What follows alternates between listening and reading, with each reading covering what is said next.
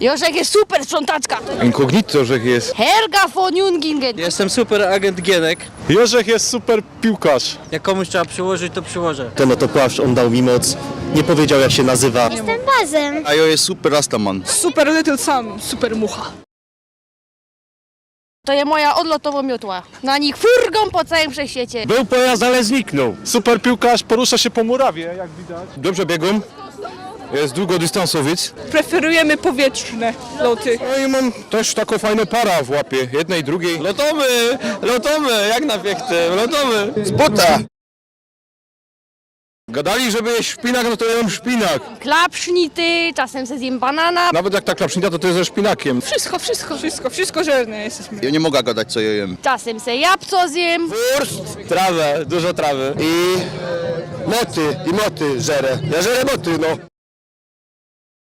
Gipko to ja, szybko. Gipko trzeba się poruszać, żeby to wszystko posprzątać. Czasami nie ma czasu. No dyć, wartko. Gibnąć się, to znaczy ruchy. Szybko, zręcznie. Sprawnie. Sprawnie, właśnie. No gibamy się tak, no. Szybko. Jeszcze to na dodatek szybko powiedziałem. No latać. Tak, o, teraz właśnie, teraz mi furgo mi murawa. Furgać, latać po naszemu. Latać, śmigać, pędzić. Fruwać, spadać? Dobrze. Jak dla mnie to spadać. No, możemy pofurgać jeszcze. Gryfnie pozdrawiam Wszystkich superbohaterów. Sam tuki naokoło zebranych. ze Śląska i z całego wszechświata. Jo, super futbaler. Tutaj, jo, super krowa, ja moja super wymiona. Jo. Pyrsk!